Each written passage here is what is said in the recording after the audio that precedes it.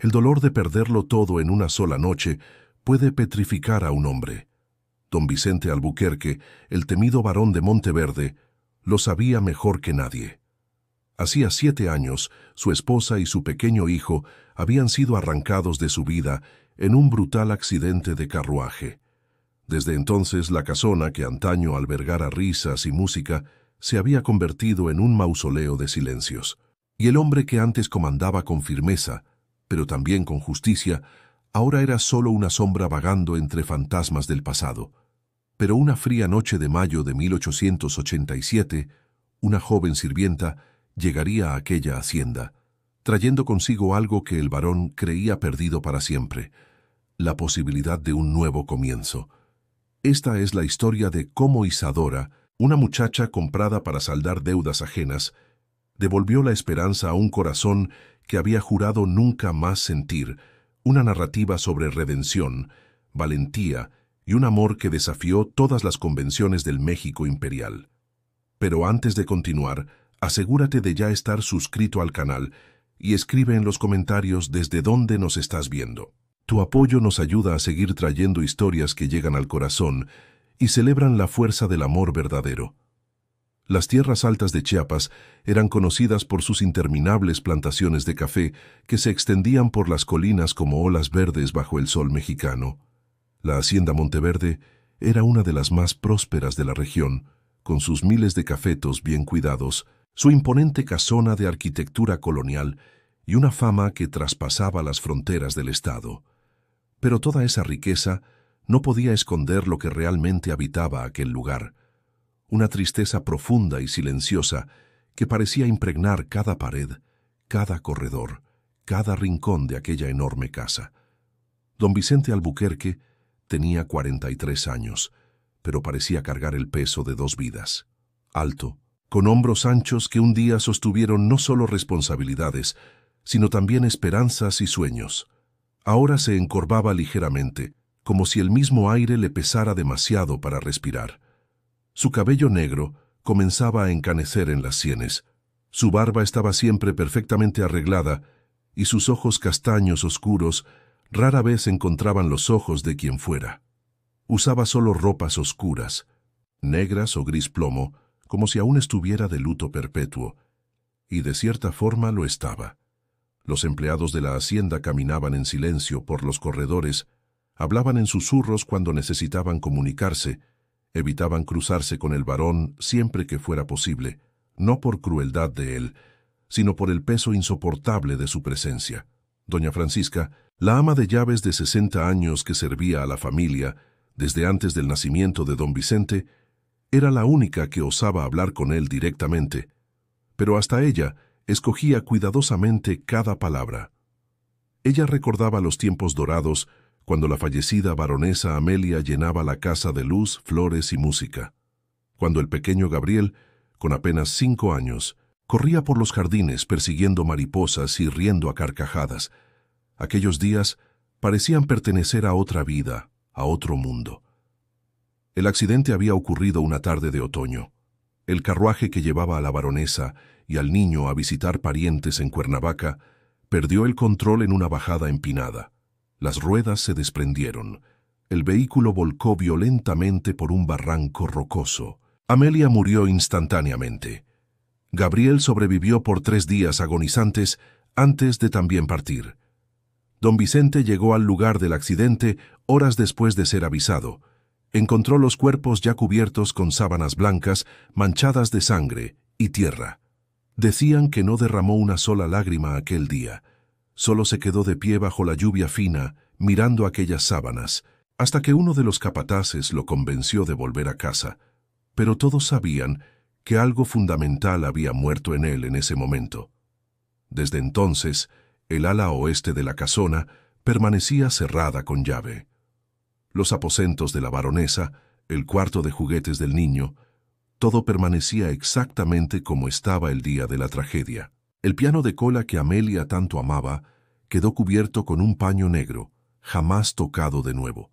Los jardines que un día fueron el orgullo de la propiedad, repletos de rosales, jazmines, dalias y violetas cuidadosamente cultivadas por la baronesa, ahora crecían silvestres y desordenados. Las fuentes dejaron de brotar, los senderos de piedra desaparecieron bajo la maleza. Las estatuas de mármol italiano quedaron cubiertas de musgo y telarañas. Doña Francisca intentó, en los primeros años, mantener algún orden, pero el barón lo prohibió terminantemente. Dijo que no quería ver a nadie tocando en aquel espacio. Él mismo nunca más pisó allí. Lo que antes era un lugar de belleza y celebración de la vida, se convirtió en un cementerio verde, un monumento a la pérdida.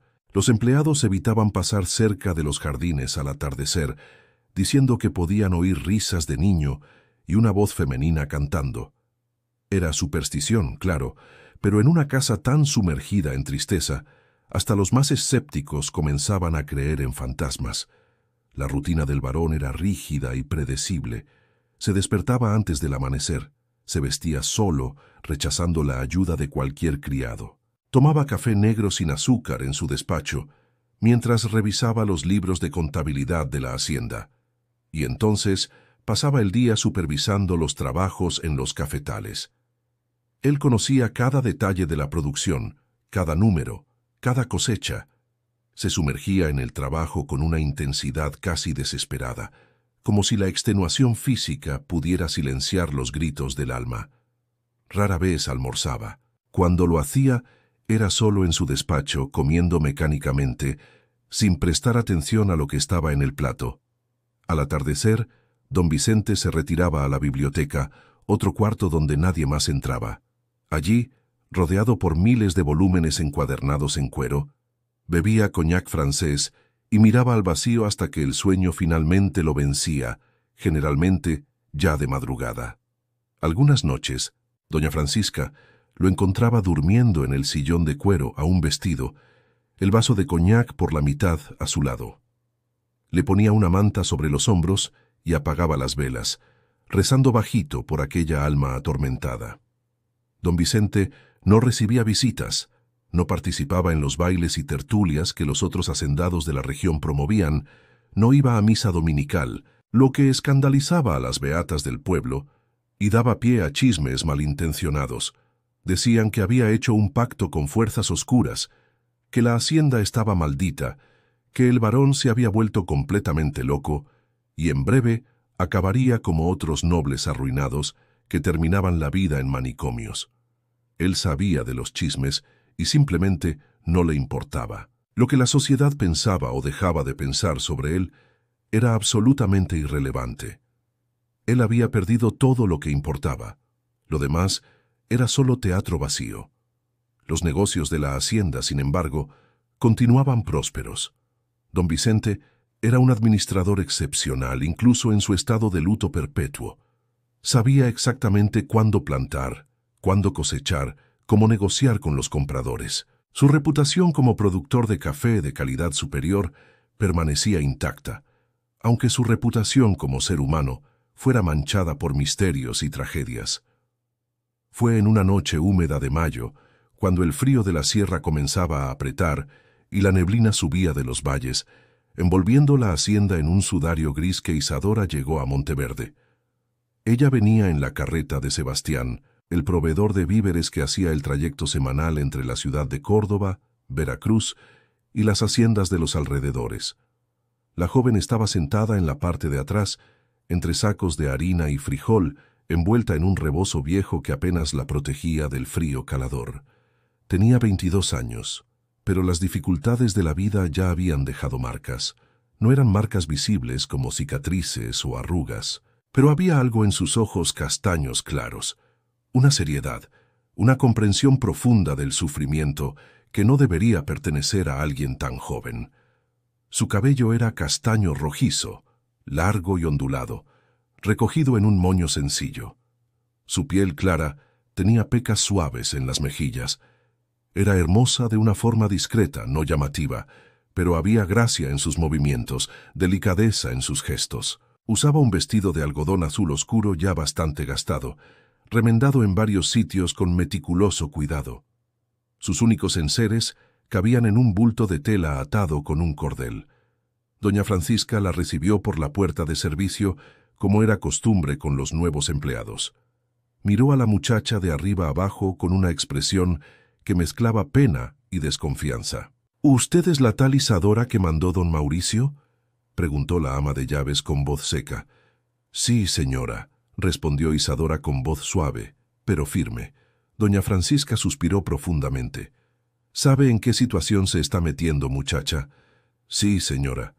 —Lo dudo —masculló la ama de llaves—, pero no es problema mío. Venga, le mostraré dónde va a dormir. Isadora siguió a la mujer mayor a través de los corredores traseros de la casona, aquellos reservados a los criados. Las paredes eran sencillas, blanqueadas, sin los papeles tapiz importados y los cuadros que decoraban la parte principal de la casa. El cuarto que le fue destinado era minúsculo, más un cuartucho que propiamente un cuarto. Tenía solo una cama estrecha con colchón delgado, un baúl viejo para guardar ropa, una silla de madera y una pequeña ventana que daba a la parte trasera de la propiedad. Sus obligaciones comienzan mañana al amanecer, explicó doña Francisca. Va a trabajar en la limpieza de los salones principales, en el lavadero donde sea necesario. Las reglas son sencillas. Silencio absoluto, principalmente cuando el varón esté cerca. A él no le gusta el ruido, no le gusta que lo molesten, no le gusta ver gente que no necesita ver. ¿Entendió? Entendí, señora. Y una cosa más. La voz de la ama de llaves se hizo más baja, casi un susurro. No haga preguntas sobre la familia. No toque nada en el ala oeste. No entre al jardín y principalmente no intente hablar con el varón. Él no le responderá y usted solo se creará problemas a sí misma. Isadora asintió, aunque una punzada de tristeza le oprimió el pecho. Sabía exactamente lo que era aquel lugar, una prisión dorada. Su contrato de servidumbre estaba registrado en el juzgado de Córdoba. 3 años de trabajo para saldar las deudas de su padre con el prestamista Mauricio Santos, un hombre cruel que prestaba dinero a intereses usureros y luego tomaba todo de los morosos, tierras, animales, objetos de valor y cuando no había nada más, a los propios hijos.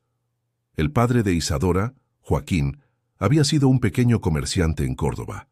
Vendía telas y mercería en una tienda modesta, pero honrada. La madre de Isadora murió en el parto de su hermano menor, quien tampoco sobrevivió. Devastado por la pérdida, Joaquín comenzó a beber. El negocio quebró. Las deudas se acumularon. Cuando Mauricio vino a cobrar, Joaquín no tenía nada, excepto una hija joven y sana. El acuerdo se selló en una tarde sombría en el apestoso despacho del prestamista. Isadora recordaba cada detalle de aquel día. El olor a tabaco barato y sudor, la luz tenue del quinqué, el papel amarillento del contrato, la firma temblorosa de su padre. Ella no protestó, no lloró, solo preguntó: «Después de los 3 años, ¿estaré libre?» Mauricio sonrió, mostrando dientes amarillentos. «Libre como un pájaro, jovencita. Si sobrevive, claro, mucha gente no aguanta trabajar en estas haciendas. El barón de Monteverde es conocido por ser duro. Algunos dicen que está medio loco, pero no es problema mío. Usted es problema de él ahora». Isadora sabía que podría haber sido peor. Mauricio podría haberla vendido a un prostíbulo, como había hecho con otras muchachas desesperadas. Al menos en la hacienda, ella mantendría su dignidad. Su cuerpo sería suyo, aunque su tiempo no lo fuera. Aquella primera noche en Monteverde, Isadora no pudo dormir. El colchón era incómodo, el frío penetraba por las rendijas de la ventana mal sellada, y el silencio de la casa era perturbador. No era silencio de paz, sino silencio de ausencia, como si la propia vida hubiera sido succionada de aquel lugar. Se levantó antes del amanecer, se lavó el rostro en la jofaina con agua helada que había en el cuarto, se puso su único otro vestido, este de algodón marrón claro, se recogió el cabello con cuidado y bajó a la cocina. Allí encontró a otras 2 criadas, Benedita, una mujer morena de 35 años, delgada y de pocas palabras, que trabajaba principalmente en la cocina, y Joana, más joven, de apenas 18 años, una muchacha tímida de ojos asustados, que se encargaba de la ropa de cama y de las labores más pesadas. «Buenos días», dijo Isadora con una sonrisa vacilante. Benedita la miró con expresión neutra. ¿Entonces usted es la nueva? Sí, me llamo Isadora. Benedita solo asintió y volvió a remover la olla en el fogón de leña.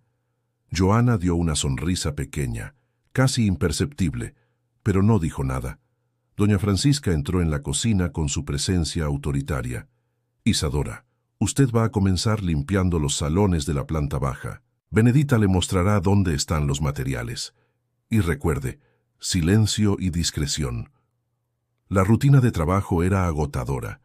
Isadora pasaba horas de rodillas fregando los pisos de madera encerada de los salones, limpiando los muebles de jacarandá y caoba, quitando el polvo de las estatuillas de porcelana y de los candelabros de plata.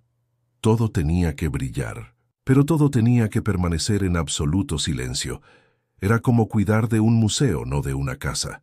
Los salones eran magníficos, con sus candelabros de cristal francés, sus alfombras persas, sus cortinas de terciopelo importado, pero no había vida allí. Ningún visitante, ninguna fiesta, ninguna conversación, solo polvo acumulándose en muebles que nadie usaba, belleza que nadie apreciaba. Durante los primeros días, Isadora no vio al varón. Ella oía sus pasos pesados por los corredores, oía la puerta del despacho cerrándose, oía el sonido amortiguado de cajones abriéndose y cerrándose. Pero él era como un fantasma que habitaba el piso superior, siempre invisible. Benedita le contó en una de las raras ocasiones en que hablaron que el varón casi no bajaba a las áreas sociales de la casa. Él solo circulaba entre su cuarto, el despacho y la biblioteca. Todo lo demás era territorio abandonado. «Limpiamos estos salones todos los días, pero nadie los usa», explicó Benedita con voz cansada. «Es todo en vano, solo porque él no quiere que la casa parezca abandonada por fuera, pero por dentro está muerta de verdad». «¿Por qué es así?», preguntó Isadora suavemente. Benedita miró alrededor antes de responder, como si temiera ser oída. Perdió a su esposa y a su hijo en un accidente hace 7 años. Desde entonces es así. No habla con nadie, no ríe, no vive, solo trabaja y bebe. Dicen que va a morir así, solo y amargado. «¡Qué tristeza!», murmuró Isadora. Fue en el 5.º día de Isadora en la hacienda que ella finalmente vio al varón. Era a primera hora de la tarde y ella estaba en el corredor principal de la planta baja, limpiando los cuadros que cubrían las paredes. Eran retratos de familia, paisajes europeos, escenas bucólicas. Ella pasaba el trapo con cuidado, admirando la calidad de la pintura. De repente, oyó pasos bajando la escalinata de mármol. Instintivamente, ella se apartó, apoyándose en la pared y bajando los ojos como le habían instruido. Don Vicente bajó los escalones lentamente. Usaba un traje oscuro, impecablemente cortado, y botas de cuero relucientes. Su rostro era todo ángulos marcados, mandíbula fuerte, cejas pobladas, nariz aristocrática. Él era apuesto de una manera severa, intimidante. Cuando pasó por ella no miró en su dirección. Para él, ella era simplemente parte del mobiliario, tan invisible como una silla o un jarrón. Pero Isadora lo miró, no directamente, sino de reojo, y lo que vio la conmovió profundamente. Había un dolor tan visceral en aquellos ojos, una soledad tan absoluta, que ella sintió una punzada en el pecho. Aquel hombre no era cruel por naturaleza, estaba simplemente roto. Después de que él salió por la puerta principal, ella permaneció allí por unos momentos, intentando entender lo que había sentido. Era compasión, sí, pero también una extraña familiaridad. Ella reconocía aquel tipo de dolor. Era el mismo que había visto en los ojos de su padre después de la muerte de su madre. El dolor de quien perdió el piso. Aquella noche, Isadora tuvo dificultad para dormir de nuevo. El frío era intenso y el viento aullaba por las rendijas de la ventana. Decidió levantarse y caminar un poco por los corredores traseros para calentar el cuerpo. Bajó hasta la cocina, donde las brasas aún estaban tibias en el fogón. Se calentó las manos y por impulso decidió explorar un poco más la casa. Ella sabía que estaba desobedeciendo las instrucciones de doña Francisca, pero la curiosidad era más fuerte. Pasó por la despensa, por el cuarto de costura, por corredores estrechos que ella aún no conocía. Entonces, vio una puerta de cristal que daba al exterior. A través del cristal empañado por la humedad, ella podía distinguir formas oscuras de árboles y arbustos. Era el jardín. La puerta no estaba cerrada con llave. Isadora la abrió despacio y el aire frío de la noche la envolvió inmediatamente. Se ajustó el rebozo alrededor de los hombros y salió. La luz de la luna iluminaba el jardín de forma fantasmal. Lo que un día fuera hermoso ahora era una selva en miniatura. Los rosales crecían silvestres, espinas entrelazadas formando muros impenetrables. Las fuentes estaban secas y agrietadas. Las estatuas parecían centinelas melancólicas, vigilando la desolación. Pero aún así había algo de poético allí. La naturaleza había retomado el espacio con una fuerza que desafiaba la tristeza humana. Flores silvestres crecían entre las piedras. Enredaderas trepaban por las estructuras antiguas. Había vida incluso en el abandono. Isadora caminó lentamente por los senderos casi invisibles, apartando ramas y hojas. Había una banca de piedra cerca de una de las fuentes secas. Isadora limpió las hojas que la cubrían y se sentó. El frío penetraba a través del fino tejido de su vestido, pero a ella no le importaba. Allí, en aquel jardín olvidado, ella se sentía extrañamente en paz. Recordó a su madre, las pocas memorias que guardaba, pues era muy pequeña cuando ella murió. Recordó una voz dulce cantando canciones de cuna, manos suaves peinando su cabello, un suave perfume de agua de rosas. Sin percibirlo, Isadora comenzó a tararear bajito la canción que su madre solía cantar. Era una melodía sencilla, folclórica sobre una estrella que guiaba a los viajeros perdidos. Su voz era suave, casi un susurro, pero cargaba emoción verdadera. Ella no sabía que alguien la observaba. Don Vicente no conseguía dormir, como era habitual. Se había levantado para tomar otro vaso de coñac cuando oyó un sonido que no debería existir. Una voz femenina cantando. Su primer impulso fue de ira. ¿Quién osaba romper el silencio sagrado de su casa? Pero entonces la melodía lo alcanzó de verdad, y él se detuvo. Aquella canción, él la conocía. Amelia solía cantarla para Gabriel antes de dormir. El recuerdo lo golpeó con fuerza brutal. Se apoyó en la pared, respirando con dificultad. Necesitaba saber quién estaba cantando. Bajó las escaleras en silencio, siguiendo el sonido que venía de la parte trasera de la casa. Cuando llegó a la puerta de cristal que daba al jardín, vio la figura de una joven sentada en la banca de piedra, iluminada por la luz de la luna. Don Vicente quedó paralizado en el umbral de la puerta. No había pisado aquel jardín desde el día del entierro de Amelia y Gabriel.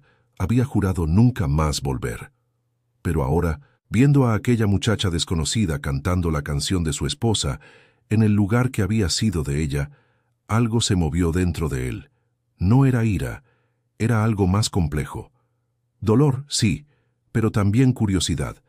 Él abrió la puerta. El sonido del pestillo hizo a Isadora detener el canto abruptamente. Ella se giró asustada, y sus ojos encontraron los de él. Por un momento, ninguno de los dos dijo nada. Solo se miraron a través de la distancia de unos metros y de mundos de diferencia. ¿Qué está haciendo aquí? La voz de don Vicente salió más áspera de lo que él pretendía. Isadora se levantó rápidamente, el rebozo resbalando de sus hombros. «Disculpe, señor, yo no sabía que no podía. Yo solo estaba cantando». Él completó. «Estaba cantando en mi jardín en medio de la noche». «Disculpe, señor varón». Ella bajó la mirada. «No volverá a suceder. Él debió haberle dicho que se fuera. Debió haber reafirmado las reglas. Debió haber vuelto adentro, pero no hizo nada de eso. En vez de eso, se oyó preguntar: «¿De dónde conoce esa canción?» Isadora vaciló. «Mi madre me la cantaba cuando era niña». «¿Su madre?» Él repitió como si probando las palabras. «¿Ella aún vive?» «No, señor. Murió cuando yo tenía 7 años». Hubo un largo silencio. El viento balanceaba los árboles alrededor, haciendo que las hojas susurraran. Mi esposa cantaba esa misma canción, don Vicente dijo finalmente, su voz más baja ahora, casi vulnerable, para nuestro hijo. Isadora levantó los ojos hacia él y por primera vez, desde que había llegado a la hacienda, vio al varón no como una figura distante y aterradora, sino como un hombre de carne y hueso, cargando una herida profunda. «Lamento su pérdida, señor», dijo ella con sinceridad genuina. «No puedo imaginar el dolor de perder a alguien así». Él la estudió en silencio. Ella era joven, claramente de origen humilde, pero había algo en sus ojos, una profundidad, una comprensión que no correspondía a su edad o posición.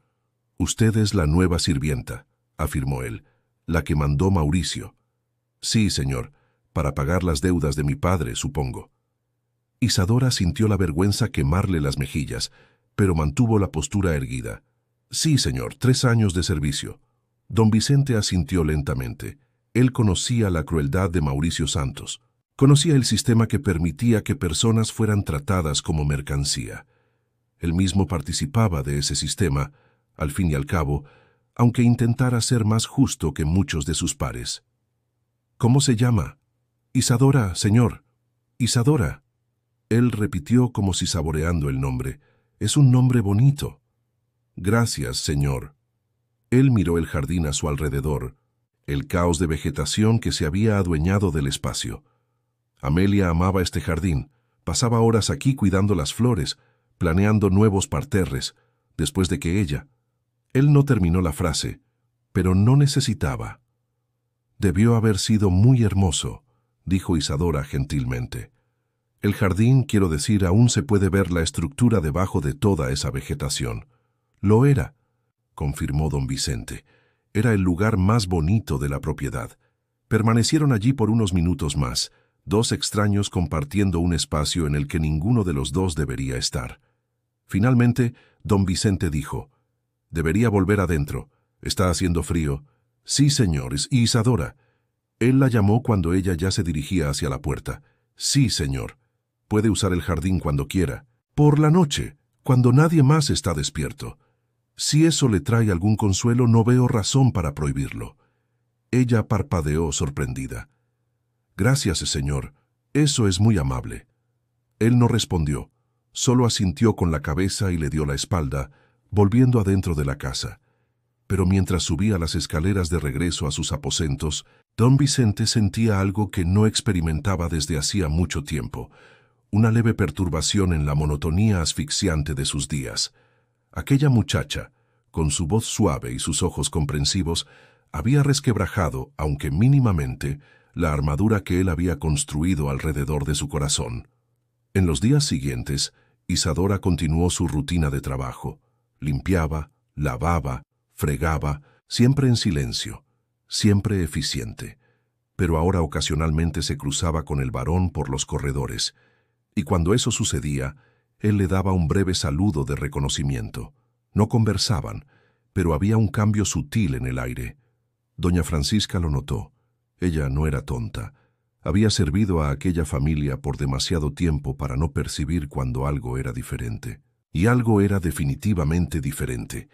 El varón no miraba a los criados nunca, pero ahora cuando Isadora pasaba, ella veía la mirada de él desviarse momentáneamente en su dirección.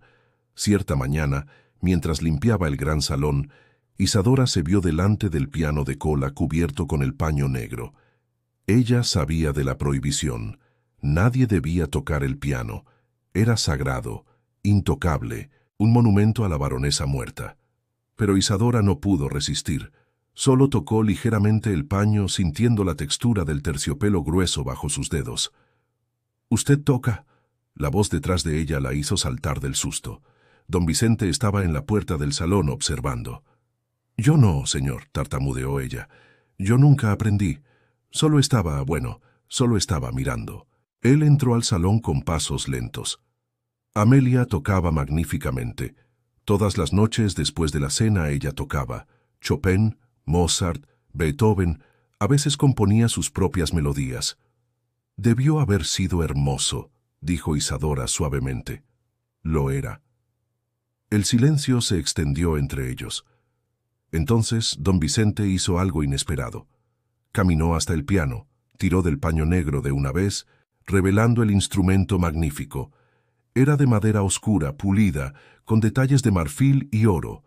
Las teclas eran de marfil verdadero, amarillentas por el tiempo.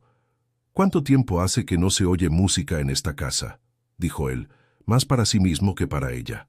7 años, 7 años de silencio. Él tocó una de las teclas a modo de prueba. El sonido resonó por el salón vacío, cristalino y triste. Isadora observaba sin saber qué decir. «Usted dijo que no toca», dijo él. «Pero canta». «Canto un poco», admitió ella. «Mi madre me enseñó». Don Vicente retrocedió unos pasos del piano, como si el instrumento lo quemara. «Cante algo», dijo él abruptamente. «Ahora», Isadora estaba confundida. «Ahora», confirmó él. «Cualquier cosa». Ella vaciló. Pero había algo en la forma en que él la miraba, una necesidad casi desesperada que la hizo obedecer. Comenzó a cantar la misma canción de cuna que había cantado en el jardín, su voz suave llenando el salón vacío. Don Vicente cerró los ojos. Las lágrimas que él había contenido por 7 años finalmente comenzaron a escapar, silenciosas, resbalando por su rostro marcado. Él no hizo ningún sonido. No sollozó, solo dejó que el dolor finalmente encontrara una salida. Cuando Isadora terminó de cantar, el silencio que siguió era diferente. Ya no era el silencio muerto que habitaba aquella casa, era un silencio vivo, cargado de emoción, de posibilidad. «Disculpe», dijo don Vicente, limpiándose el rostro rápidamente con el dorso de la mano. «Yo no debería haber... Perdone mi indiscreción». «No hay nada que disculpar, señor», dijo Isadora con voz gentil. «El dolor necesita salir de alguna forma. Si se retiene por demasiado tiempo, nos destruye por dentro». Él la miró con intensidad renovada. «Usted es muy joven para hablar con tanta sabiduría». «Aprendí con el dolor, señor. La vida me enseñó temprano». Don Vicente asintió lentamente. «¿Puede continuar su trabajo, Isadora?» «Sí, señor». «Gracias por la música». Después de aquel día, algo fundamental cambió en la hacienda Monteverde. Era sutil, casi imperceptible para quien no conocía bien el lugar, pero para los empleados antiguos, el cambio era imposible de ignorar. El barón comenzó a bajar a los salones principales con más frecuencia. A veces se quedaba observando por la ventana mientras Isadora trabajaba. No hablaban mucho, pero había una presencia, una conciencia mutua que no existía antes. Una mañana, don Vicente sorprendió a todos al ordenar que los jardineros comenzaran a limpiar el jardín abandonado. Doña Francisca casi se le cae la bandeja de té que llevaba cuando lo oyó. «¿Señor?», preguntó ella incierta. «¿Está seguro?». «Sí», respondió él con firmeza. «Ya ha pasado demasiado tiempo. Quiero que el jardín sea restaurado. No exactamente como era, pero algo nuevo, algo que honre el pasado sin quedar atrapado en él». La tarea era monumental. 7 años de abandono habían transformado el jardín en una selva densa. Llevaría meses restaurarlo. Pero los trabajadores comenzaron inmediatamente bajo la supervisión directa del propio barón. Isadora observaba por las ventanas siempre que podía. Veía a don Vicente allí, con las mangas arremangadas, ensuciándose las manos de tierra, trabajando al lado de los jardineros. Era una visión extraña, un varón trabajando como un hombre común, pero había algo de liberador en aquello. Cierta tarde él la vio observando y le hizo una seña para que bajara. Ella miró alrededor confundida, pero obedeció. «Usted dijo que su madre le cantaba», dijo él cuando ella se acercó. «¿A ella también le gustaban las flores?». «Le gustaban mucho», respondió Isadora. «Teníamos un pequeño jardín frente a nuestra casa. Nada comparado con esto, claro, pero ella lo cuidaba con tanto amor. Rosas, principalmente, decía que eran las flores más nobles porque eran hermosas, pero también protegían con sus espinas». Don Vicente sonrió ligeramente, la primera sonrisa genuina que alguien veía en su rostro en años. Amelia decía algo similar, Decía que las rosas eran como las mujeres, fuertes, hermosas por fuera, pero capaces de defenderse cuando era necesario. Él señaló un área ya parcialmente limpia. Quiero replantar los rosales aquí. ¿Usted podría ayudarme a elegir las variedades? Señor, yo no sé si... comenzó Isadora. Por favor, la interrumpió él, y había algo vulnerable en su voz. Necesito a alguien que entienda. No quiero que sea solo un proyecto de jardinería. Quiero que signifique algo. Isadora miró a aquel hombre poderoso pidiendo su ayuda, y algo se movió en su corazón. Sería un honor, señor.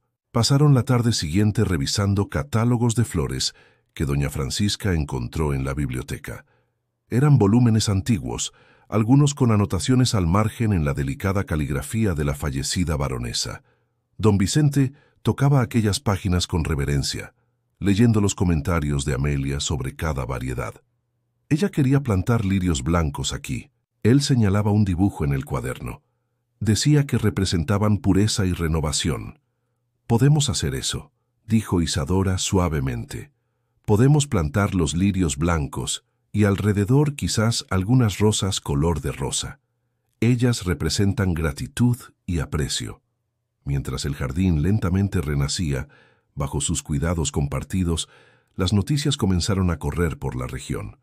El barón de Monteverde, que se había aislado completamente por 7 años, estaba restaurando el jardín de su fallecida esposa. Y más intrigante aún, estaba trabajando codo a codo con una joven sirvienta. Las lenguas empezaron a hablar, en las haciendas vecinas, en las tertulias dominicales, en las reuniones de té de las damas el tema era siempre el mismo. «¿Oíste sobre el barón Vicente? Dicen que está interesado en una sirvienta común, una muchacha que fue vendida para pagar deudas. Es escandaloso, absolutamente escandaloso. La condesa de Lavinia, dueña de la hacienda Santa Cecilia, vecina de Monteverde, era quien más alimentaba los chismes. Ella tenía 50 años, viuda desde hacía 15, y desde entonces gobernaba sus tierras con mano de hierro y una lengua aún más afilada. Lavinia había sido amiga de Amelia, la fallecida baronesa, aunque muchos sabían que su amistad escondía una envidia mal disimulada. Y antes de la muerte de Amelia, Lavinia había dejado claro su interés por don Vicente, interés que él nunca correspondió. Ahora, viéndolo finalmente emerger de su luto, pero no en su dirección, la condesa hervía de resentimiento. «Es una afrenta a la memoria de la pobre Amelia», declaró ella en una reunión con otras hacendadas. «Esa muchacha claramente se está aprovechando de su vulnerabilidad. Alguien necesita intervenir antes de que él haga algo completamente imprudente».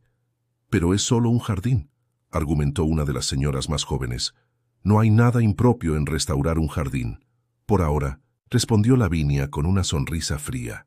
«Pero estas cosas siempre comienzan inocentemente. Una conversación aquí, una mirada allí, y antes de que lo notemos, hay un escándalo en toda regla. Debo visitarlo pronto. Como vieja amiga de la familia, es mi deber asegurarme de que no está siendo manipulado». Lavinia no era mujer de esperar. Pocos días después, su carruaje elegante se detuvo frente a la casona de Monteverde. Ella bajó usando su mejor vestido de seda verde oscuro, sombrero adornado con plumas y guantes de encaje. Doña Francisca la recibió con la debida formalidad. «Condesa de Lavinia. ¡Qué honor! ¿El señor barón la espera?»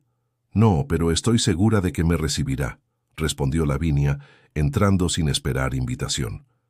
Al fin y al cabo, somos viejos amigos. Doña Francisca no tuvo más remedio que anunciar la visita. Don Vicente estaba en su despacho revisando contratos cuando el ama de llaves llamó a la puerta. «Señor, la condesa de Lavinia está aquí para verlo».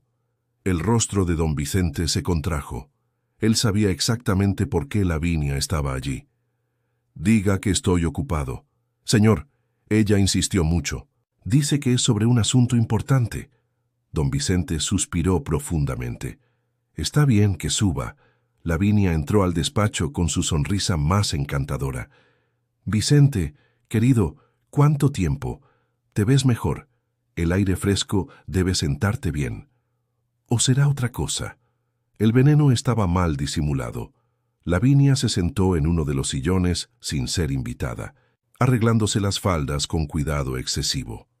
Vine como amiga, Vicente, como alguien que se preocupa por su bienestar y por la reputación de su familia. Don Vicente se cruzó de brazos. Continúe. Hay rumores, ella dijo, inclinándose ligeramente hacia adelante. Rumores preocupantes sobre usted y una de sus sirvientas, una tal Isadora, creo. Don Vicente sintió la ira subir, pero mantuvo la voz controlada. No hay rumores, hay hechos. Estoy restaurando el jardín que mi esposa amaba. Una de las sirvientas tiene conocimiento de flores y me está auxiliando. Eso es todo. Pero usted entiende cómo la gente puede malinterpretar, dijo Lavinia con falsa preocupación. Un hombre viudo solo desde hace tanto tiempo, trabajando íntimamente con una joven hermosa. Las lenguas hablan, Vicente. Que hablen. Amelia siempre despreció los chismes, yo también los desprecio. Pero no es solo chisme, Vicente. La voz de ella se endureció. Es su reputación, el nombre de su familia. Usted realmente quiere ser el tema de las conversaciones, el blanco de las risas. ¿Y esta muchacha de dónde vino? Supe que fue comprada para pagar deudas. Usted sabe el tipo de gente que viene de esas circunstancias. Cuidado, condesa. La voz de don Vicente se volvió gélida. Está hablando de alguien que trabaja bajo mi protección y sobre asuntos que, francamente, no le conciernen. Lavinia se levantó, el rostro rojo de ira mal contenida. Muy bien. Vine como amiga, pero veo que prefiere ignorar consejos sensatos. Solo recuerde, cuando el escándalo estalle, y va a estallar, no diga que no se le advirtió. Tras la partida tempestuosa de Lavinia, don Vicente se quedó sentado en su despacho por largo tiempo, mirando por la ventana al jardín donde Isadora trabajaba, al lado de los jardineros. Ella usaba un vestido sencillo de algodón claro, el cabello recogido con un pañuelo para protegerse del sol. Había gracia en sus movimientos mientras plantaba retoños de flores con cuidado. Él sabía que Lavinia tenía razón en un punto. La gente hablaba y seguiría hablando. La sociedad tenía reglas estrictas, especialmente para hombres de su posición. Las relaciones entre clases eran toleradas solo en una dirección. Los señores podían tener amantes entre las sirvientas, siempre y cuando fuera discreto y nunca oficializado. Pero cualquier sugerencia de sentimiento real, de respeto genuino, era vista como una aberración. El problema era que don Vicente ya no le importaban esas reglas. 7 años de soledad absoluta le habían enseñado que la aprobación de la sociedad era un precio demasiado pequeño por lo que realmente importaba. Y por primera vez desde la muerte de Amelia, algo importaba de nuevo. No era pasión ardiente, no era deseo irrefrenable, era algo más sutil y, en cierto modo, más profundo. Era la sensación de que cuando Isadora estaba cerca, el peso en su pecho disminuía ligeramente. Era el descubrimiento de que aún podía sonreír, aún podía apreciar la belleza de una flor que se abre, aún podía sentir algo más allá del dolor. Ella lo estaba trayendo de vuelta a la vida, centímetro a centímetro, como las flores que renacían en el jardín. Aquella noche, cuando la mayoría de los empleados ya se había retirado a sus aposentos, don Vicente bajó hasta el jardín. Encontró a Isadora sentada en la misma banca de piedra donde la había visto por primera vez. Ella sostenía un libro viejo, leyendo a la luz tenue de la luna. ¿Puedo unirme a usted?, preguntó él y ella saltó ligeramente sorprendida. Señor varón, claro. Ella comenzó a levantarse. Por favor, quédese, él gesticuló. No quiero incomodarla. Se sentó al lado de ella, manteniendo una distancia respetable. ¿Qué está leyendo?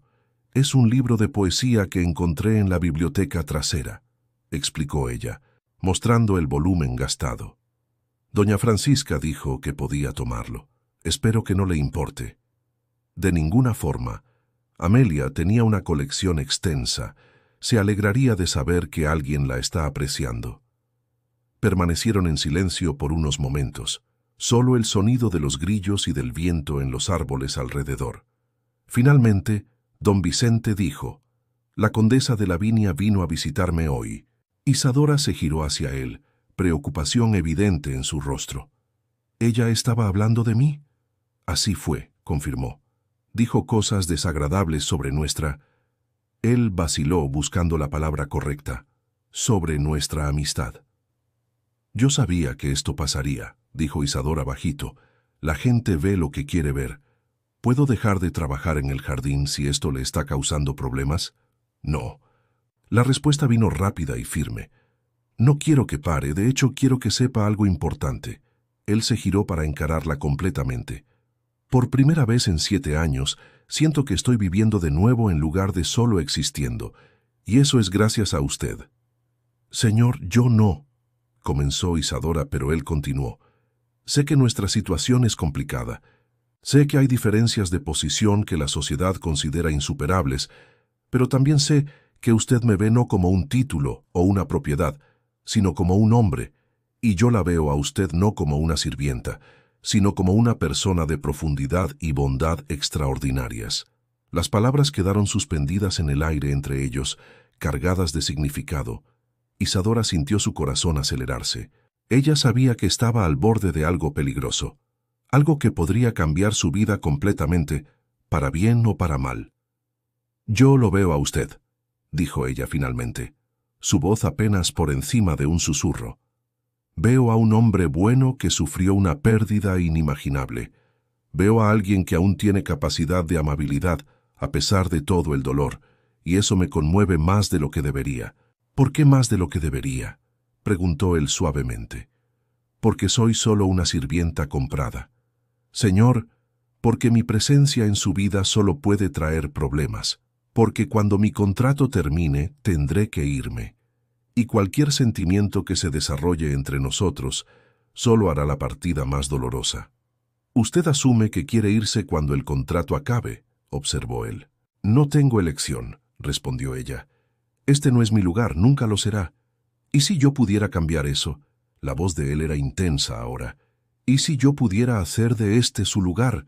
Isadora cerró los ojos, luchando contra las lágrimas que amenazaban con caer. Por favor, no diga cosas que no puede cumplir. No juegue con mi corazón. No estoy jugando, dijo don Vicente con firmeza. Y sé que es demasiado pronto para promesas definitivas. Sé que apenas nos conocemos, pero también sé que algo está creciendo entre nosotros, algo que no puedo y no quiero ignorar. Entonces, le pido solo esto. Deme tiempo. Tiempo para que podamos conocernos mejor.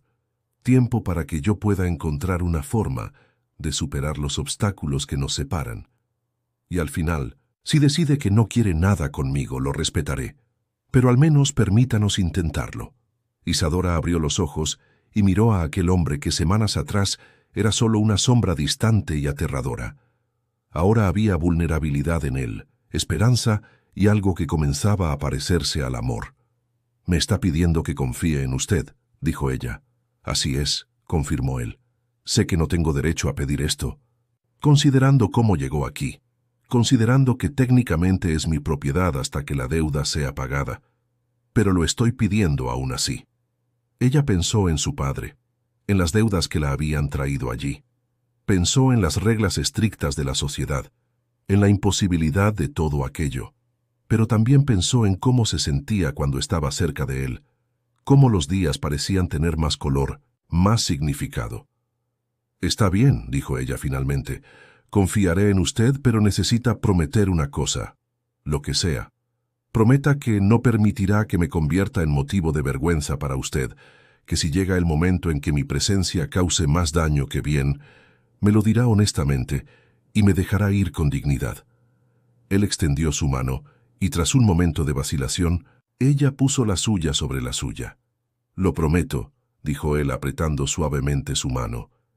«Y prometo también que jamás permitiré que Mauricio o cualquier otra persona la lastime de nuevo. Mientras esté bajo mi techo, estará bajo mi protección».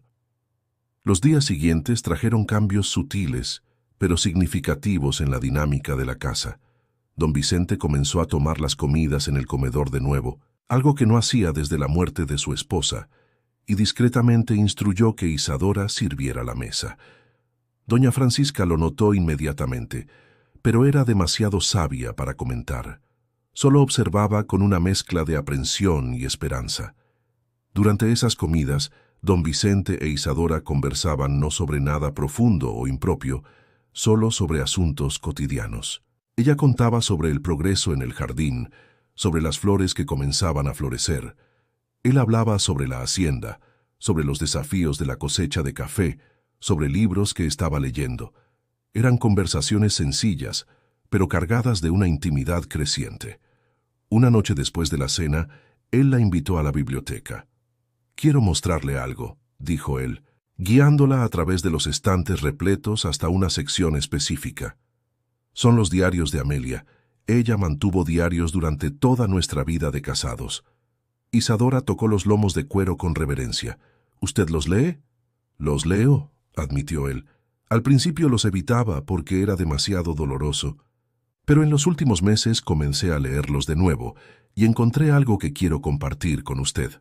Él abrió uno de los volúmenes en una página marcada y comenzó a leer en voz alta. La delicada caligrafía llenaba las páginas con tinta azul, ligeramente descolorida por el tiempo. Don Vicente leyó. «Hoy Vicente me preguntó qué me gustaría que sucediera si yo muriera primero. Dijo que era una pregunta mórbida, pero él insistió en que necesitábamos hablar de ello. Entonces dije la verdad. Me gustaría que él fuera feliz de nuevo. No inmediatamente, claro, el luto necesita su tiempo, pero eventualmente me gustaría que encontrara a alguien que lo hiciera sonreír, que trajera luz de vuelta a su vida, porque una vida vivida en tristeza perpetua no honra a quienes perdimos. Los honra viviendo plenamente, amando completamente, siendo feliz a pesar de su ausencia». Él cerró el libro, su voz entrecortada. «Durante años ignoré estas palabras. Creía que la estaba honrando con mi luto interminable, pero estaba equivocado. Estaba solo desperdiciando la vida que ella quería que viviera». Isadora sentía lágrimas resbalando por su rostro. «Ella debió ser extraordinaria». «Lo era», concordó don Vicente. «Y una de las cosas más extraordinarias sobre ella era su capacidad de amar sin posesión, de querer felicidad para los demás, incluso si eso significaba su propia ausencia». Él miró profundamente en los ojos de Isadora. «Usted me recuerda a ella en algunos aspectos, no en la apariencia.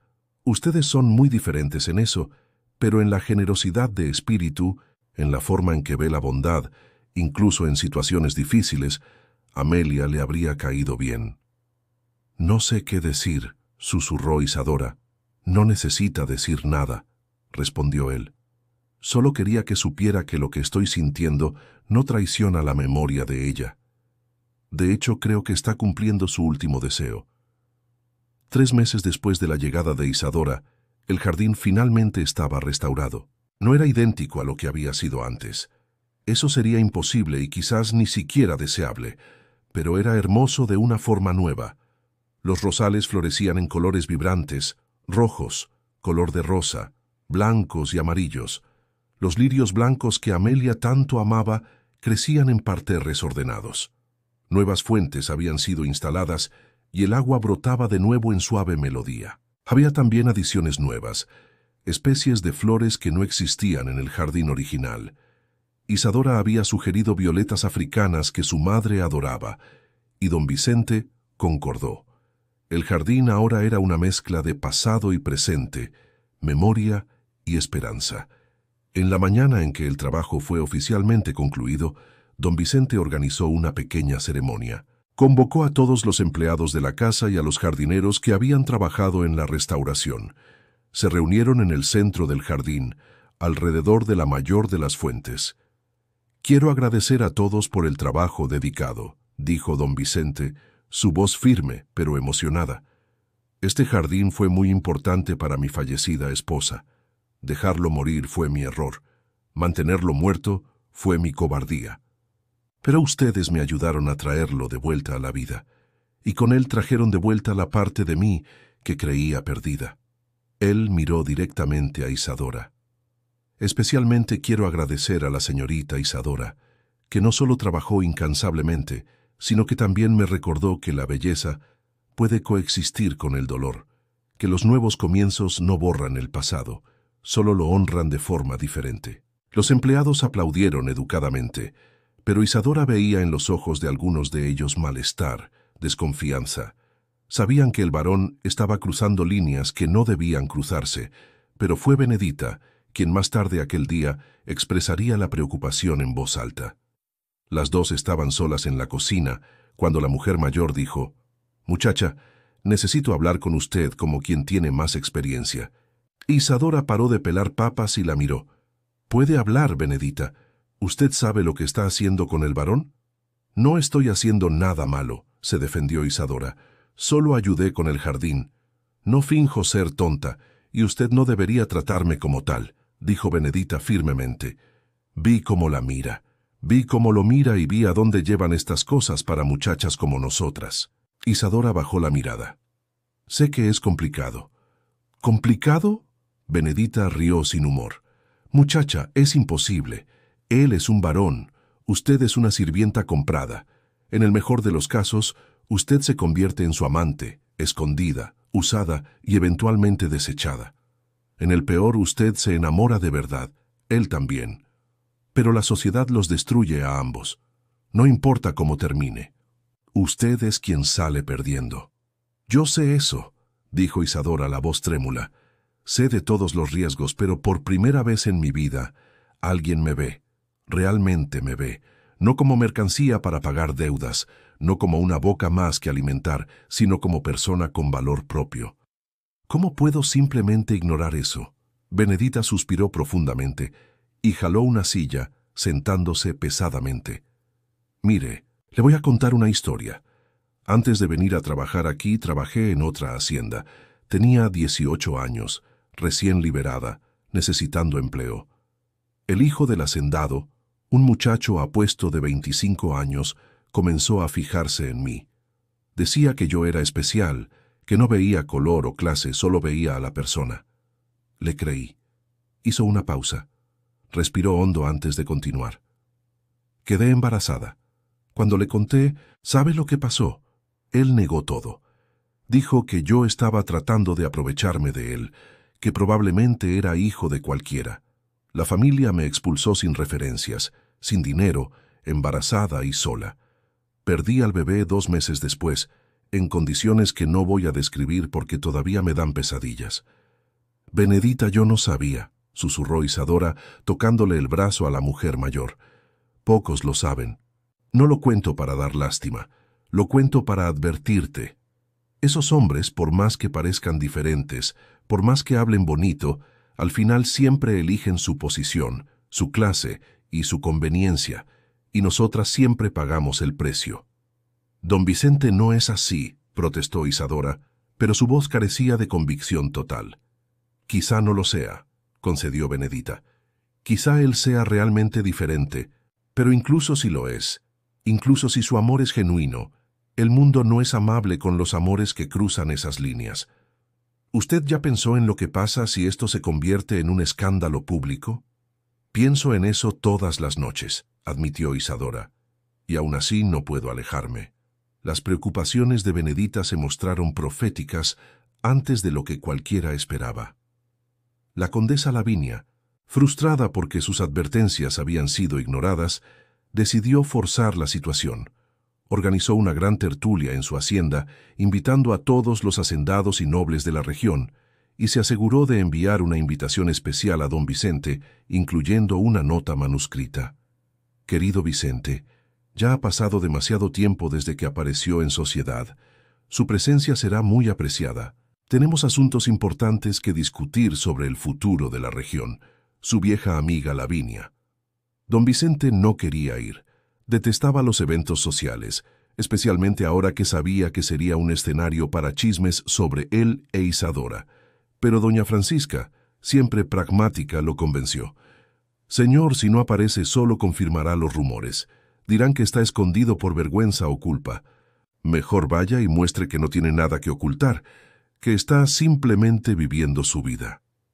En la noche de la tertulia, don Vicente vistió su mejor traje formal, un traje negro impecable, con chaleco bordado y corbata de seda. Se miró al espejo y vio a un extraño.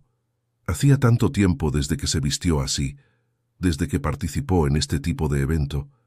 Antes de salir, pasó por el jardín donde Isadora regaba las flores bajo la luz de la luna.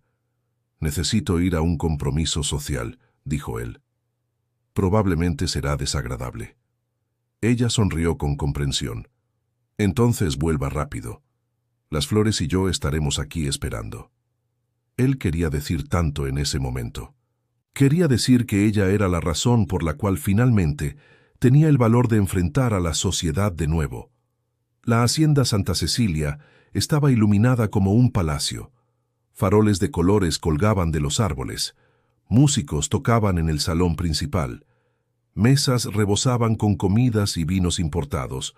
Cuando don Vicente llegó, hubo un momento perceptible de silencio. Cabezas se giraron, conversaciones se detuvieron. Entonces, lentamente, las personas volvieron a lo que estaban haciendo, pero él sentía las miradas, oía los susurros. Lavinia apareció inmediatamente, toda sonrisas y falsa efusividad. «Vicente, qué maravilla que vino. Se ve mucho mejor. El aire fresco debe sentarle muy bien, o será otra cosa». El veneno estaba mal disimulado. Durante la noche, don Vicente fue abordado por diversos hacendados, todos con alguna versión de la misma conversación velada. «Oí que está restaurando Monteverde. Qué bueno ver la hacienda volviendo a la vida. Y dicen que tiene ayuda competente. Muy importante tener empleados de confianza, ¿no es así?». Él respondía con monosílabos, negándose a participar, pero la presión aumentaba. Finalmente, después de la cena, Lavinia reunió a un grupo de los hacendados más influyentes en la biblioteca privada. Llamó a don Vicente con el pretexto de discutir negocios. Cuando don Vicente entró en la biblioteca, percibió inmediatamente que no se trataba de negocios. Además de Lavinia, estaban presentes el comendador Brandão, dueño de 3 haciendas en la región, el coronel Almeida, hombre de considerable influencia política, y el vizconde de Paraíba del Sur, uno de los nobles más antiguos y respetados del valle.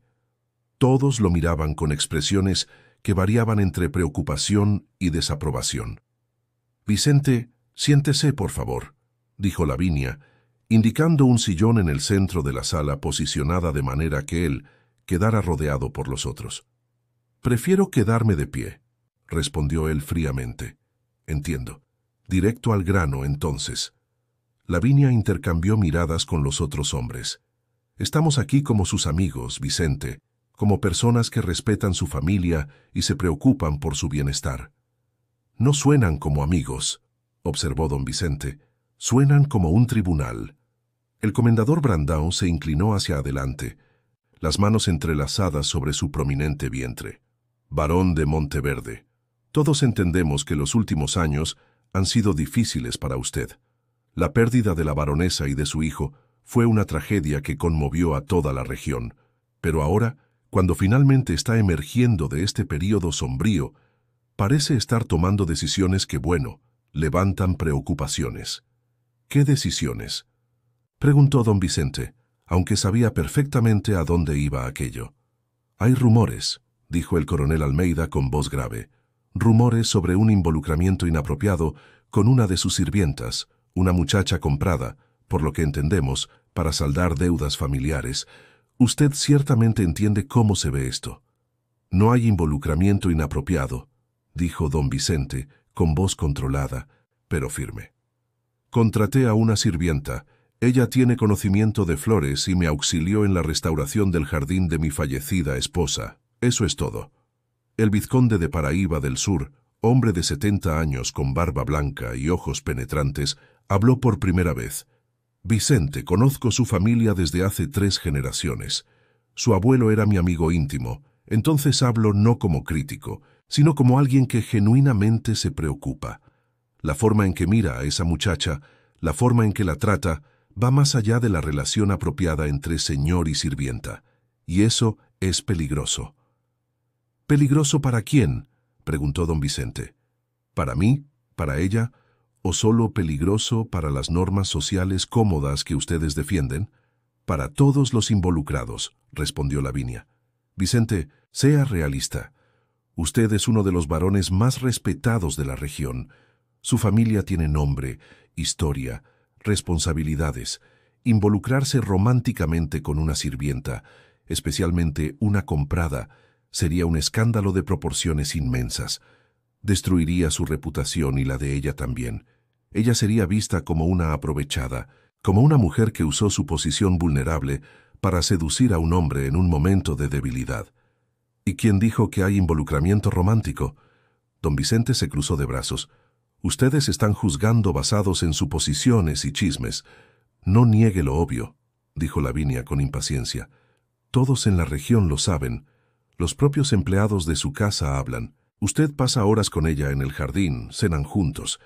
Ella tiene acceso a su biblioteca privada. Esos no son privilegios de una sirvienta común. Don Vicente sintió la ira crecer, pero se mantuvo controlado. ¿Desde cuándo mis empleados les rinden informes a ustedes? ¿Desde cuándo mis acciones privadas dentro de mi propia propiedad son asunto de ustedes? Se convierten en asunto nuestro cuando amenazan el orden social que mantiene funcionando a nuestras comunidades, dijo el comendador Brandão. Vicente, usted no es un hombre tonto. ¿Sabe cómo funciona nuestro mundo? Hay jerarquías, hay reglas, y esas reglas existen por una razón. Si cada señor comienza a involucrarse seriamente con sus sirvientas, ¿dónde termina esto? ¿Qué tipo de ejemplo estamos dando? Quizás estén dando un ejemplo de hipocresía, respondió don Vicente con voz cortante. ¿Cuántos de los hombres en esta sala tienen amantes entre sus esclavas o sirvientas? ¿Cuántos tienen hijos bastardos esparcidos por sus propiedades? Pero eso es aceptable, ¿no es así? Siempre y cuando sea discreto, siempre y cuando no haya sentimiento real involucrado, siempre y cuando esas mujeres permanezcan en el lugar que la sociedad les ha asignado.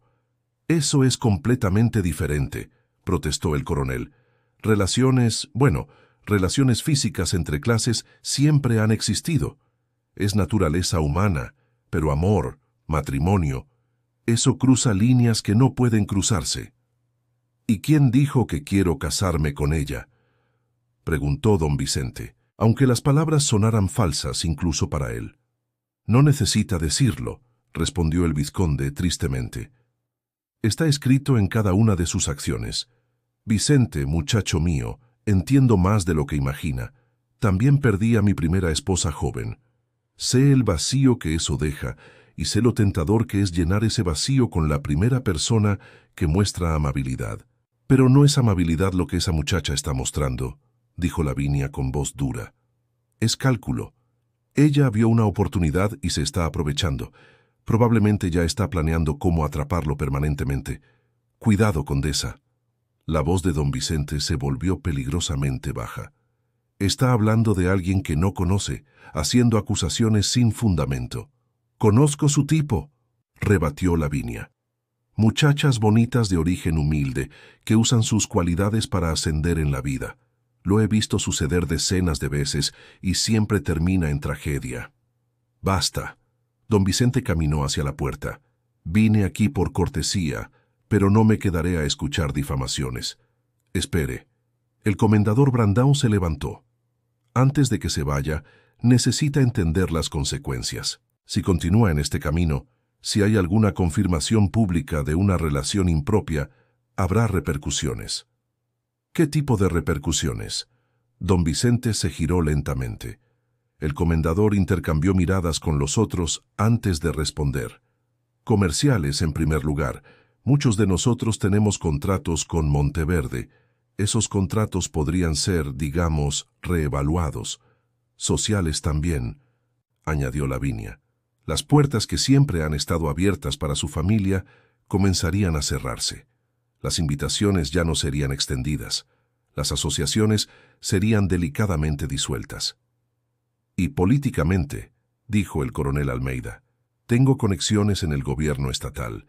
Ciertas concesiones de las que su hacienda disfruta, ciertas exenciones fiscales podrían ser revisadas. Entiendo. Don Vicente asintió lentamente. Me están dando un ultimátum. O abandono a Isadora o sufro las consecuencias. Estamos intentando protegerlo de una decisión desastrosa, insistió el vizconde. Don Vicente miró a cada uno de ellos, esos pilares de la sociedad que creían tener derecho a dictar cómo él debía vivir. Parte de él quería ceder, aceptar que ellos tenían razón, que era una locura arriesgarlo todo por una muchacha que conocía desde hacía solo unos meses. Pero entonces pensó en Isadora, en su sonrisa amable, en su voz cantando en el jardín, en cómo ella lo oía no como un título o una propiedad, sino simplemente como un hombre. Pensó en cómo por primera vez en 7 años se despertaba por la mañana con algo más que dolor en el pecho. «Ustedes saben lo que aprendí en los últimos 7 años», dijo él. «Finalmente, aprendí que los títulos no calientan camas vacías, que el respeto social no llena casas silenciosas, que la aprobación de personas cuya opinión no valoro no vale absolutamente nada cuando usted está solo con sus fantasmas». Él abrió la puerta. «Entonces, hagan lo que crean necesario. Cancelen contratos, cierren puertas, usen sus influencias, pero no voy a renunciar a la única persona que me hizo sentir vivo de nuevo solo para mantener la aprobación de ustedes. Vicente, usted está cometiendo un error terrible», dijo Lavinia, el rostro rojo de ira. «Quizás», respondió él, «pero será mi error, mi elección, y prefiero vivir con las consecuencias de mis propias elecciones que morir lentamente siguiendo reglas ajenas». El viaje de regreso a Monteverde pareció interminable. Don Vicente sentía el peso de la decisión que acababa de tomar. No se hacía ilusiones sobre lo que vendría. Los ataques serían implacables. Su reputación, construida a lo largo de generaciones, sería manchada. Los negocios sufrirían. La vida que conocía cambiaría irrevocablemente. Cuando llegó a la hacienda, ya era pasada la medianoche. La casa estaba oscura, silenciosa, pero había luz en el jardín. Isadora estaba allí, como había prometido, regando las flores bajo la luz de la luna. Ella se giró al oír sus pasos, la sonrisa muriendo al ver su expresión. «¿Pasó algo?», dijo ella. No era una pregunta. Él asintió caminando hasta ponerse frente a ella. «Necesito contarle todo». Y le contó sobre la emboscada en la biblioteca de Lavinia, sobre las acusaciones y amenazas, sobre el ultimátum que le habían dado. Isadora escuchó en silencio, el rostro poniéndose progresivamente más pálido. Cuando él terminó, ella bajó la regadera con las manos temblorosas. «Ellos tienen razón», dijo ella con voz quebrada. «Yo traje esto a su vida. Debí haber mantenido distancia. Debí haber sido más fuerte». «No». Don Vicente le tomó las manos. «Ellos no tienen razón. Tienen miedo, tienen prejuicios, tienen rigidez de pensamiento, pero no tienen razón. Pero su reputación, sus negocios, todo lo que su familia ha construido». Lágrimas resbalaban por su rostro. «No puedo ser responsable de destruir eso. Puedo reconstruir los negocios», dijo él firmemente. «Puedo sobrevivir sin aprobación social, pero no voy a volver a vivir como un muerto en vida, solo para satisfacer expectativas ajenas». Isadora retiró las manos alejándose. «Usted dice eso ahora en la emoción del momento, pero con el tiempo, cuando las consecuencias realmente lleguen, se resentirá de mí. Me mirará y verá todo lo que perdió». «No lo haré», insistió él siguiéndola. «Isadora, míreme». Ella obedeció, con los ojos llenos de dolor y miedo. «Hay algo que necesito decirle y necesita escuchar, aunque sea aterrador, aunque lo cambie todo». Él respiró hondo. «Me estoy enamorando de usted. Quizás ya estoy completamente enamorado. No sé exactamente cuándo comenzó. Si fue cuando la escuché cantar por primera vez, si fue cuando trabajamos juntos en el jardín, si fue en uno de los cientos de pequeños momentos que compartimos, pero sé que es real y sé que ya no puedo fingir lo contrario».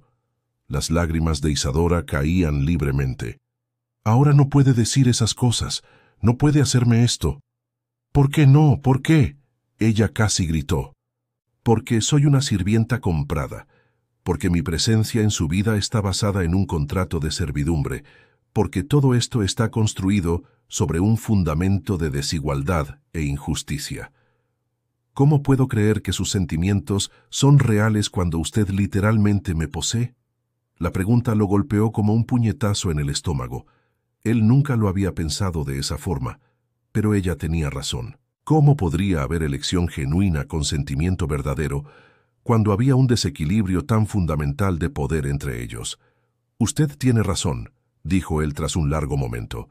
Tiene absoluta razón, y solo hay una forma de cambiar eso. Él se dio la vuelta y caminó rápidamente de regreso a la casa. Isadora lo siguió confundida. Señor, ¿qué está haciendo? Don Vicente fue directo a su despacho. Encendió todas las lámparas y comenzó a buscar en los archivos. Finalmente encontró lo que buscaba: el contrato de servidumbre de Isadora, registrado y sellado.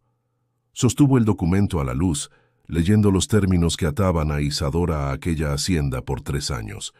3 años de su vida, de su libertad, vendidos para pagar deudas que ni siquiera eran suyas. La injusticia de aquello le repugnaba. ¿Qué está haciendo? Isadora había llegado a la puerta del despacho. Corrigiendo un error, respondió él.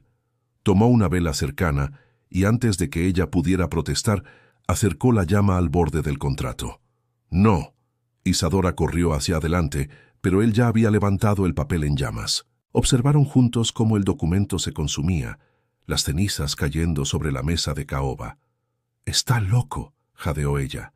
«Aquel contrato mi padre todavía debe el dinero. Mauricio No va a hacer nada», interrumpió don Vicente, «porque mañana por la mañana iré personalmente hasta él y pagaré la deuda en su totalidad. Su padre estará libre y usted también». «No puede hacer eso», protestó ella. «Es mucho dinero. Y puedo y lo haré», dijo firmemente. «Y antes de que argumente que esto la pone en deuda conmigo, quiero dejar claro, no es un préstamo, es un regalo. No espero reembolso, no espero gratitud, más allá de la esencia humana común. Su libertad no vendrá con nuevas cadenas». Isadora se tambaleó apoyándose en la pared. «¿Por qué? ¿Por qué haría eso?» «Por varias razones», él comenzó a listar. «Porque es lo correcto, porque nadie debería ser propiedad de otro, porque su padre no debería sufrir para siempre por decisiones malas tomadas en un momento de desesperación». Él hizo una pausa, entonces añadió más suavemente: «Y porque solo puedo cortejarla adecuadamente si es una mujer libre, capaz de elegir por sí misma». «¿Pero y su ultimátum?», preguntó Isadora, aún procesando todo. «Las amenazas de aquellas personas. Quemar el contrato no cambia que mi presencia aquí cause escándalo». «Entonces no se quedará aquí», dijo él, «o mejor dicho, no se quedará como sirvienta. Continuará, si quiere, como mujer libre, ¿cómo?». Él vaciló buscando las palabras correctas. «Como dama de compañía de mi casa, una posición respetable que muchas viudas o mujeres solteras de buena familia ocupan. Nadie podría criticar eso apropiadamente». Isadora lo miró con una mezcla de incredulidad y algo que podría ser esperanza. ¿Está planeando todo, creando posiciones ficticias, reescribiendo la realidad? ¿Y si yo simplemente me voy, si tomo mi libertad y parto? Quedaría devastado, admitió él, pero respetaría su elección. Es exactamente ese el punto, Isadora. Por primera vez desde que llegó aquí, usted tiene una elección real. Puede quedarse, puede irse, puede hacer lo que quiera con su vida. Ella se deslizó por la pared hasta sentarse en el suelo. Las piernas ya no la sostenían. La cabeza le daba vueltas con las posibilidades, con el peso súbito de la libertad. Durante meses, había vivido con su vida dictada por un contrato, por deudas, por circunstancias más allá de su control, y ahora, de repente, era libre. Don Vicente se arrodilló al lado de ella. «Sé que es mucho que procesar. No necesita decidir nada esta noche. Tómese el tiempo que necesite, pero necesita saber una cosa». Él le tocó suavemente el rostro, haciéndola mirarlo. «Independientemente de lo que decida sobre nosotros, sobre quedarse o partir, su libertad está garantizada». Isadora pasó la noche en vela, acostada en su pequeña cama, mirando al techo. Por primera vez en meses, aquel no era su cuarto por obligación contractual, era suyo por elección. Podría levantarse, hacer sus maletas y partir. Nada la ataba allí. ¿Además de qué exactamente? ¿Amor? ¿Era eso lo que sentía por don Vicente o era la gratitud disfrazada de afecto? ¿Cómo distinguir sentimientos genuinos de una respuesta emocional a ser rescatada? Al amanecer, hubo un movimiento inusual en la casa. Se levantó y se asomó por la ventana. Don Vicente estaba en la entrada vestido formalmente, subiendo a su carruaje. Iba a cumplir su promesa de pagar a Mauricio. Doña Francisca llamó a la puerta pocas horas después. «Adelante», dijo Isadora. La ama de llaves entró, su rostro mostrando una mezcla compleja de emociones. «Entonces es verdad. El señor realmente quemó su contrato». «Las noticias viajan rápido», observó Isadora. «Tobías lo vio todo», explicó doña Francisca. «Y bueno, él pudo haberle mencionado a Benedita, quien me lo contó. Toda la casa lo sabe ahora». «¿Y qué piensan todos?», preguntó Isadora, aunque temía la respuesta. Doña Francisca se sentó pesadamente en una silla. «Piensan muchas cosas. Algunos lo encuentran romántico, otros lo encuentran escandaloso. Benedita está convencida de que terminará en desastre y yo no sé qué pensar». Ella miró directamente a Isadora. «Sirvo a esta familia desde hace 40 años. Vi a don Vicente nacer, crecer, casarse, perder todo lo que amaba. En los últimos 7 años lo vi languidecer y entonces usted llegó y por primera vez vi una chispa de vida volver a sus ojos». «¿Entonces usted aprueba?», preguntó Isadora. «No dije eso», respondió doña Francisca. «Dije que vi un cambio, pero el cambio no siempre es bueno. A veces es solo diferente. Y en el caso de ustedes dos, bueno, hay tantas complicaciones». Ella suspiró. «Pero también vi algo más. Vi a un hombre haciendo un sacrificio real. Quemar aquel contrato, pagar su deuda, no son gestos vacíos. Cuestan dinero, sí, pero más importante, cuestan orgullo. Don Vicente está esencialmente admitiendo para sí mismo y para el mundo que usted importa más que las convenciones sociales. Eso significa algo. Significa que ahora tengo que decidir si me quedo o me voy», dijo Isadora bajito. «Y honestamente no sé qué hacer». «Bueno», dijo doña Francisca levantándose, «ahora tiene tiempo. Tiempo para pensar, para sentir, para decidir, sin la presión de contratos o deudas. Use ese tiempo sabiamente». Don Vicente regresó al mediodía. Isadora lo vio bajar del carruaje, e incluso de lejos podía ver la tensión en sus hombros. Corrió hasta la entrada, llegando justo cuando Tobías abría la puerta. «¿Está hecho?», preguntó ella. «Está hecho», confirmó él. Mauricio no se alegró de perder, como él lo puso, mercancía valiosa. Pero el dinero habla más fuerte que cualquier otra cosa para hombres como él. La deuda está pagada. Su padre está libre. «¿Y en cuanto a mí?». «Usted es libre», dijo él. «Completamente libre. Hay solo un detalle». «¿Qué?». Mauricio se encargó de difundir por todo Córdoba lo que sucedió. Probablemente ya está contando una versión distorsionada de la historia, sugiriendo que usted me sedujo, que usó artimañas femeninas para manipular a un hombre viudo vulnerable. E Isadora sintió el estómago se le encogió. Entonces comienza la destrucción de reputaciones que todos advirtieron, no solo la mía, sino la suya también ahora. «Sí», admitió don Vicente, «y va a empeorar antes de mejorar. Las personas de quienes hablé ayer no harán amenazas vacías, habrá consecuencias reales». Él miró directamente en sus ojos. «Es por eso que necesito que entienda. Aún puede irse. Puedo arreglarle un pasaje a otro estado, donde nadie conoce su historia. Puedo proveerle recursos suficientes para comenzar una nueva vida. No necesita quedarse y enfrentar lo que se avecina». «Sería irse antes de que la batalla comience de verdad», observó ella. «Sería protegerla», corrigió él, «y protegerme también de tener que verla sufrir por elecciones que hice». Isadora pensó en todo lo que había sucedido desde que llegó a aquella hacienda. Pensó en la joven asustada que bajó de la carreta meses atrás pensando que su vida había terminado, pero no había terminado. Se había transformado. Ella había encontrado propósito en el jardín, paz en los libros y algo que comenzaba a parecerse mucho al amor en los ojos de un hombre que la veía como una igual. «No me iré», dijo ella finalmente.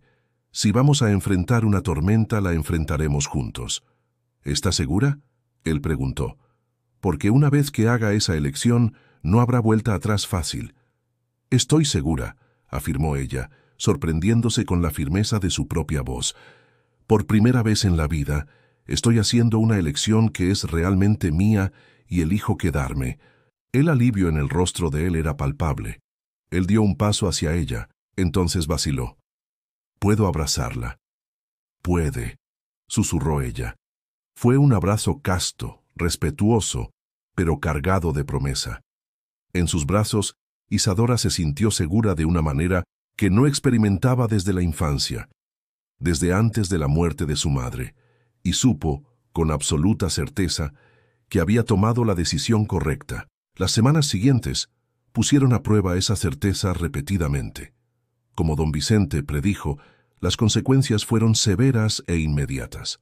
3 de los principales compradores de café de Monteverde cancelaron contratos, citando razones vagas sobre calidad o precios. Todos sabían que era un castigo velado.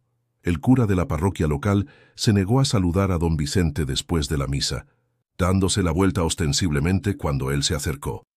Las invitaciones para eventos sociales dejaron de llegar por completo, pero el ataque más calculado vino de Lavinia.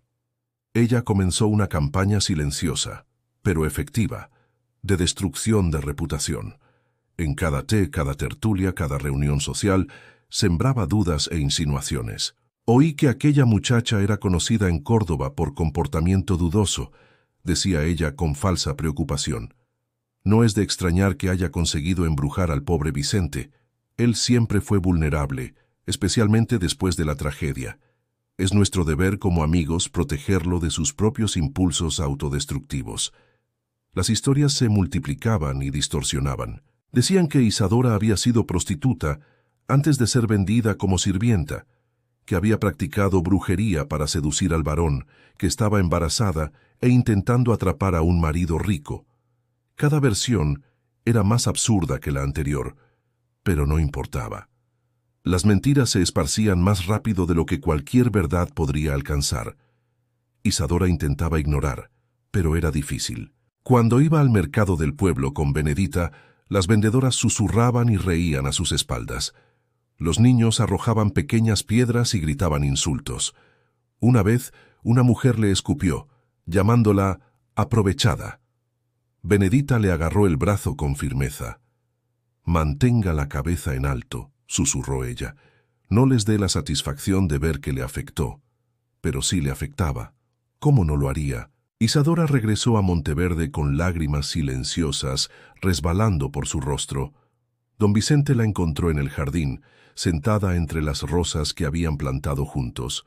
Le contó lo que había sucedido, las palabras saliendo entrecortadas. Él escuchó en silencio, el rostro poniéndose progresivamente más tenso. Cuando ella terminó, él dijo: «No vuelva a la ciudad. Enviaré a los criados para cualquier compra necesaria. Usted no debería tener que soportar esto». «Pero eso es rendirse», protestó ella. «Es dejarlos ganar». «Es protegerla», corrigió él. «Isadora, no puedo controlar lo que dicen o hacen, pero puedo garantizar que aquí, en esta propiedad, usted está segura y respetada». Fue entonces que Lavinia decidió escalar sus ataques. No satisfecha con chismes y exclusión social, ella buscó a Mauricio Santos.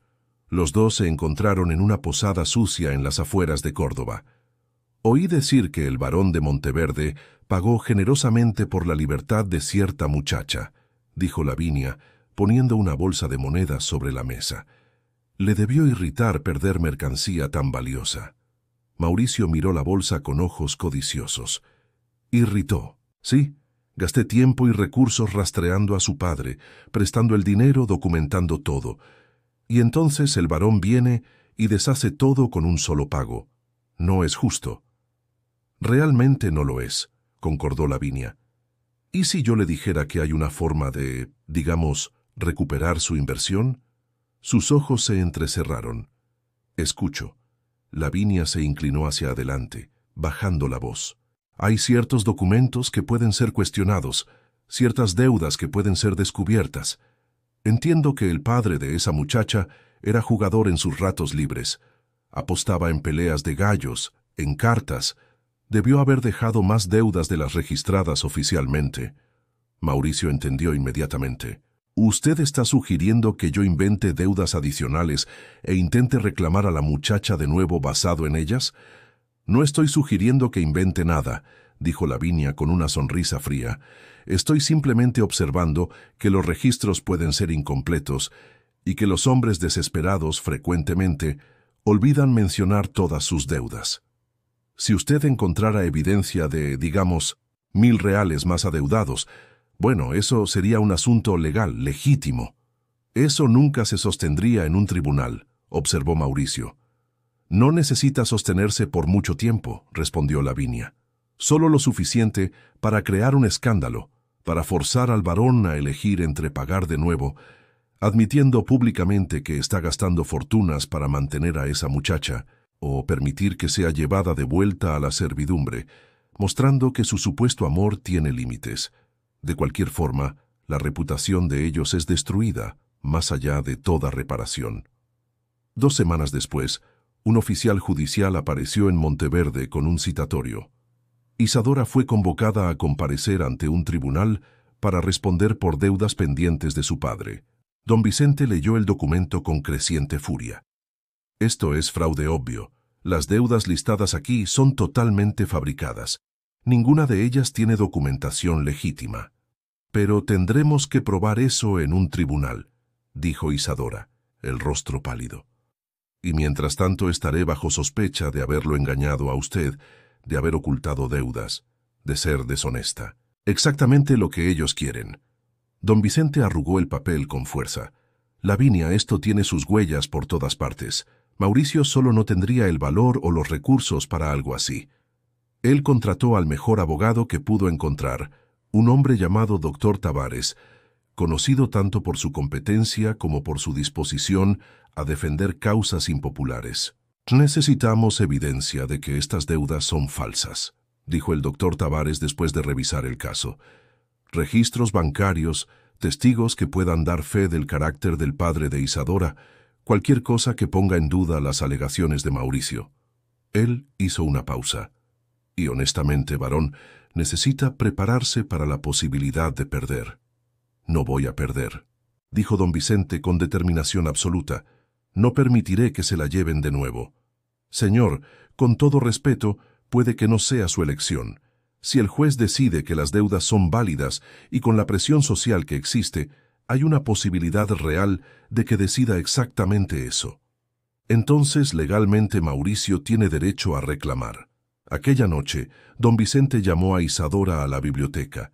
Ella entró para encontrarlo caminando de un lado a otro, claramente agitado. Necesito hablar con usted sobre algo, y necesito que escuche completamente antes de responder. Ella se sentó, el corazón acelerado con aprensión. Está bien, hay una forma de garantizar que Mauricio nunca pueda reclamarla de nuevo. Una forma que ningún tribunal, ninguna ley, ningún fraude podría deshacer. Él se paró delante de ella. «Cásese conmigo». Isadora quedó paralizada, incapaz de procesar las palabras. «¿Qué? Como mi esposa, usted estará protegida por mi nombre, mi posición, mis leyes. Ningún prestamista podría tocarla. Ninguna deuda real o inventada tendría poder sobre usted». Él se arrodilló ante ella. «Sé que no es la propuesta de matrimonio,